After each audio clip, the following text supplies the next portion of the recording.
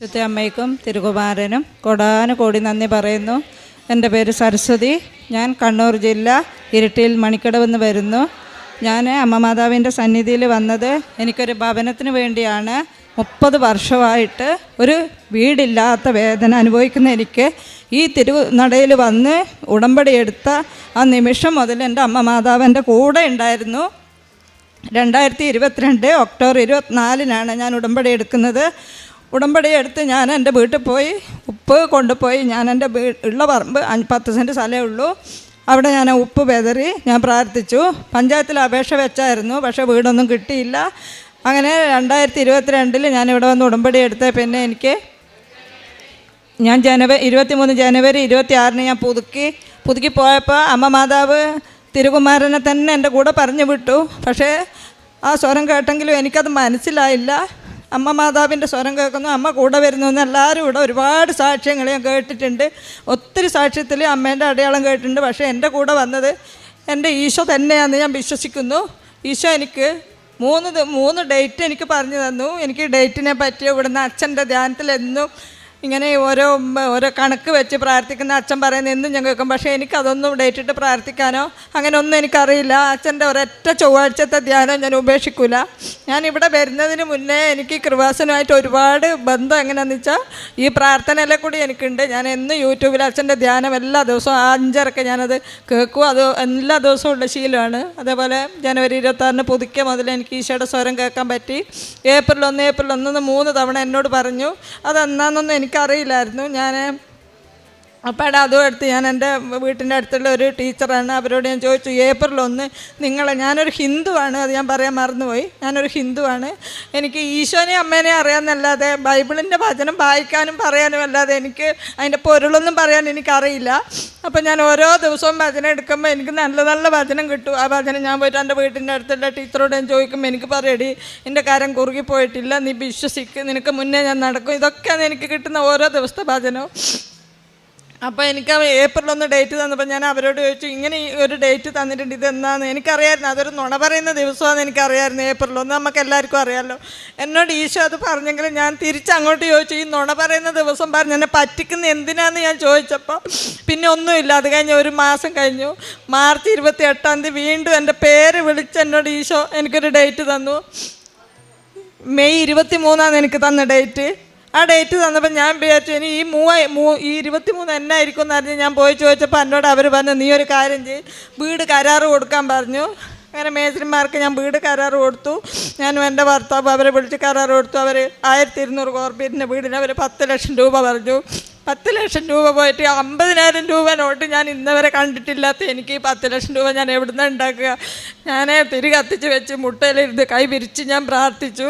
എനിക്ക് കൊന്തയെല്ലാം ഇഷ്ടമാണ്. ഒരു ദിവസം രാവിലെ 3 കൊന്ത ഞാൻ ചൊല്ലും, വൈകുന്നേരം ഞാൻ 3 കൊന്ത ചൊല്ലും. അതൊരിക്കലും ഞാൻ മുടക്കലില്ല. ഇന്നും ആ 3 കൊന്ത ചൊല്ലിയിട്ടാണ് ഞാൻ ഇടം വരെ വന്നേക്കുന്നത്. ഇത്രയും ദൂരെയാണ് ഞങ്ങൾക്ക് ഇവിടെ വന്ന് എത്താൻ ഒത്തിരി ബുദ്ധിമുട്ടാണ്. 3 ദിവസം വേണം ഇവിടെ വന്ന് ഞങ്ങൾക്കൊന്ന് തിരിച്ചു പോകാൻ. അതുകൊണ്ട് ഇവിടെ വന്നിട്ട് ഒരു ദിവസം പോലും കുർബാന കൂടാനോ പ്രാർത്ഥിക്കാനോ പറ്റിയിട്ടില്ല. ഇന്ന് അച്ഛൻ്റെ കുർബാന കൂടാൻ പറ്റി. ഞാൻ 3ാമത്തെ തവണയാണ് എൻ്റെ ഉടമ്പടി പുതുക്കിയത്. അപ്പോൾ എൻ്റെ വീടിൻ്റെ കുറ്റി ഞാൻ ഈശോ പറഞ്ഞ അതേ ഡേറ്റ് ഞാൻ വീടിന് കുറ്റിയിട്ടു. ഞാൻ എൻ്റെ എല്ലാ പരിപാടിയും എൻ്റെ ഈ കഴിഞ്ഞ ഡിസംബറിൽ ഞാൻ ഇവിടെ വന്ന് സാക്ഷ്യം പറയാൻ ഞാൻ വന്നതാണ്. കൗൺസിലിങ്ങിന് കയറിയപ്പോൾ എന്നോട് ആ സിസ്റ്റർ പറഞ്ഞു, പാല് കാച്ചിട്ട് സാക്ഷ്യം പറഞ്ഞാൽ മതി, പണി പൂർത്തിയായിട്ട് പറയാമെന്ന് പറഞ്ഞുകൊണ്ട് എന്നെ പറയാൻ വിട്ടില്ല. എനിക്ക് ഭയങ്കര സങ്കടമായിരുന്നു. അച്ഛൻ എന്നും പറയായിരുന്നു, നമുക്ക് ദൈവം ചെറുതാണേലും വലുതാണേലും നമുക്ക് തരുന്ന കാര്യങ്ങൾ നമ്മൾ കോടിക്കണക്കിന് ആളോട് വിളിച്ച് പറയണത്. ഞാനൊരു ദിവസം നേരെപ്പോഴത്തെ ഒരു 15 ആളോടെങ്കിലും എനിക്ക് കിട്ടിയ അനുഗ്രഹത്തെ പറ്റി ഞാൻ പറയും. ഒത്തിരി ആളത് വിശ്വസിച്ചിട്ടുമുണ്ട്. എല്ലാവരും പറയും നല്ലപോലെ പ്രാർത്ഥിക്കുന്ന ഒരാളാണ്. എനിക്ക് ഒത്തിരി പ്രാർത്ഥിക്കാനും അറിയാം. അതേപോലെ ഇവിടുത്തെ ഉപ്പ് കൊണ്ടുപോയി ഒരു 10 വർഷമായിട്ടൊരു കുഞ്ഞില്ലാത്തൊരു മകളെ അമ്മ എന്നോട് കരഞ്ഞ് പറഞ്ഞു, നിൻ്റെ ഉടമ്പടി പത്രികയിൽ എൻ്റെ മോളെ പേര് എഴുതടി എന്ന് പറഞ്ഞു. അത് ഞാൻ ചേർത്തായിരുന്നു. അതിവിടെ അച്ഛനോട് പറയാൻ ഞാൻ വിട്ടുപോയിന് തിരക്കായതുകൊണ്ട്. അപ്പോൾ ആ മോക്കൊരു കുഞ്ഞായി. മിഞ്ഞാന്ന് ആ കുഞ്ഞിനെ പ്രസവിച്ചു. അപ്പോൾ അതൊരു സാക്ഷിയാണ്. പിന്നെ വേറെ ഒന്നൊരു 10-11 വർഷമായിട്ട് ഒരു മദ്യപാനി രോഗിയായിരുന്നു. ഞാനെടുത്ത് കൊണ്ടുപോയി ഉപ്പും തൈലവും ഞാൻ കൊടുത്തായിരുന്നു. അവരത് ഉപയോഗിച്ചു. അയാളെ മദ്യപാനം മാറി. 6 വർഷം ഇപ്പോൾ 6-7 വർഷം മദ്യം കഴിച്ച അയാളിപ്പോൾ 1.5 വർഷമായിട്ട് അയാൾ മദ്യം കഴിക്കുന്നില്ല. അങ്ങനെ എൻ്റെ ഇവിടുത്തെ ഉടമ്പടിയിലെ പ്രാർത്ഥനയിൽ എനിക്ക് കിട്ടിയ ഇത്രയും അനുഗ്രഹം തന്ന അമ്മ മാതാവിനും തിരുകുമാരനും കോടാനുകോടി നന്ദി പറയുന്നു. എൻ്റെ മരണം ഉള്ളിടത്തോളം കാലം അമ്മ മാതാവിൻ്റെ കൂടെ ജീവിക്കണം എന്ന് ആഗ്രഹിച്ചൊരു വ്യക്തിയാണ് ഞാൻ. വീട് മൊത്ത പണിയും പൂർത്തിയായി. ഒരു ചെറിയ വീടൊന്നുമല്ല. ഞാൻ എൻ്റെ അമ്മാതാവോട് കരഞ്ഞ് ചോദിച്ചത്, എനിക്ക് ചോരാണ്ട് കിടക്കാൻ ഒറ്റൊരു റൂമാണ്. എനിക്ക് സഹനം കിട്ടിയത് എനിക്ക് പലരും, അതെങ്ങനെയാണെന്ന് എനിക്ക് തന്നെ അറിയില്ല. എനിക്ക് ആകെ ഉണ്ടായിരുന്നത് 20 സെൻറ്റ് സ്ഥലമാണ്.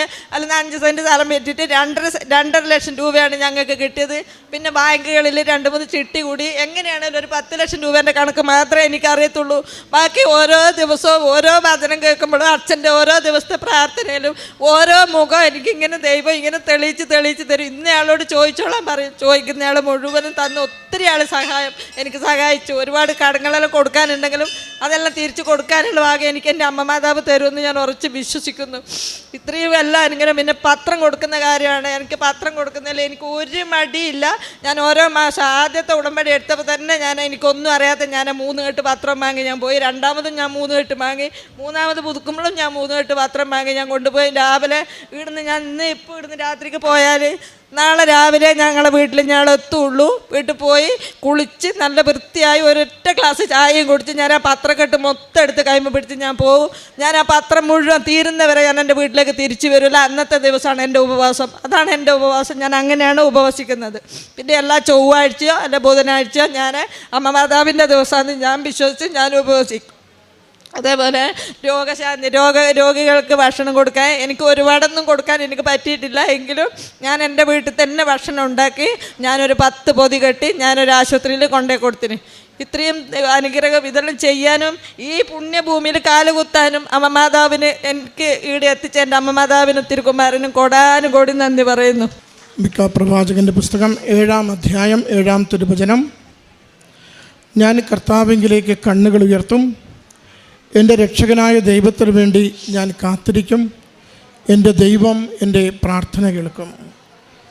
കണ്ണൂരിൽ നിന്നും സരസ്വതി എന്ന് പറയുന്ന ഈ സഹോദരി തൻ്റെ ജീവിതത്തെ പരിശുദ്ധമ്മയുടെ തിരുസന്നിധിയിൽ ഏറ്റവും സ്നേഹത്തോടും നന്ദിയോടും സമർപ്പിച്ച് അനുഗ്രഹങ്ങളെ സാക്ഷ്യപ്പെടുത്തുകയാണ്. അമ്മ പറയുന്ന ജീവിതത്തിൻ്റെ ഉടമ്പടി എത്രത്തോളം ആ ജീവിതത്തിൻ്റെ ഭാഗമാണെന്ന് നമ്മളെ ഓർമ്മപ്പെടുത്തുകയാണ്. 3 ദിവസത്തെ യാത്രയാണ്. ഉടമ്പടി എടുത്ത നാൾ മുതൽ കൃപാസനം വരെ വന്ന് തിരികെ വീടെത്തുന്നത് വരെ. അതുപോലെ തന്നെ തിരികെ എത്തിയാലും ഒരു ദിവസം മുഴുവനും ഇവിടുന്ന് കൊണ്ടുപോകുന്ന കൃപാസനം പത്രിക ഉപവാസമെടുത്ത് എല്ലാ ഇടങ്ങളിലും കൊടുക്കുവാനുള്ള വലിയൊരു പ്രേക്ഷിത പ്രവർത്തനമാണ്. പിന്നെ അമ്മയുടെ തിരുസന്നിധിയിലേക്ക് ഒരു ഭവനത്തിന് വേണ്ടിയുള്ള ആഗ്രഹം വയ്ക്കുമ്പോൾ അമ്മ പറയുന്നുണ്ട്, 50,000 രൂപ പോലും ഒരുമിച്ച് ഞാൻ കണ്ടിട്ടില്ല. എങ്കിലും ആകെയുള്ള ശരണം ഞാൻ വിളിച്ചു പ്രാർത്ഥിക്കുന്ന എൻ്റെ അമ്മ എന്നെ കൈവിടാതെ എന്നെ സഹായിക്കുമെന്നാണ്. എളിയവരുടെ പ്രാർത്ഥന കേൾക്കും, അവരുടെ കണ്ണീര് അവിടുന്ന് തുടയ്ക്കും എന്ന വചനം നമ്മളെ ഓർമ്മിപ്പിക്കാറുണ്ട്. ഈ അമ്മ പറയുന്നുണ്ട്, 2 തീയതികൾ അമ്മയുടെ ചെവിയിലേക്ക് ദൈവസ്വരമായി എത്തുന്നുണ്ട്. ഏപ്രിൽ 1 എന്ന സ്വരം ആവർത്തിച്ച് പറയുമ്പോൾ എന്നെ പറ്റിക്കുവാണോ എന്ന് സംശയിച്ചതിനെ അമ്മ സാക്ഷ്യപ്പെടുത്തുന്നുണ്ട്.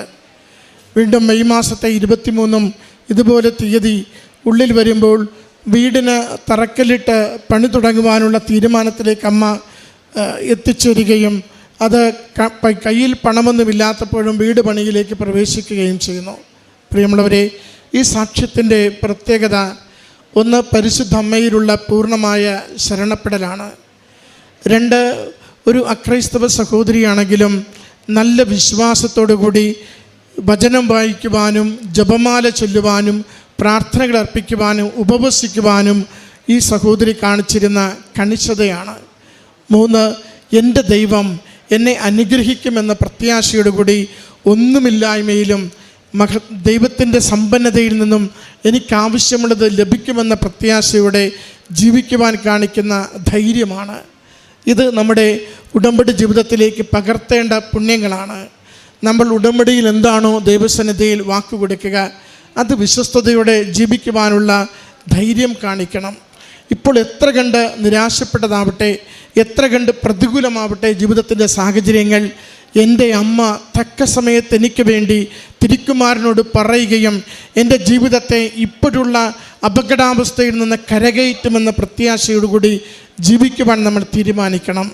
നമുക്കത് അനുഗ്രഹമായി തീരുമെന്ന് ഈ സഹോദരി ലോകസമക്ഷം ഇപ്പോൾ സാക്ഷ്യപ്പെടുത്തുകയാണ്. ദൈവം നൽകിയ അനുഗ്രഹങ്ങൾക്ക് നന്ദി പറഞ്ഞുകൊണ്ട് ഈ സാക്ഷ്യത്തെ കരഘോഷത്തോടു കൂടി നമുക്ക് സമർപ്പിക്കാം.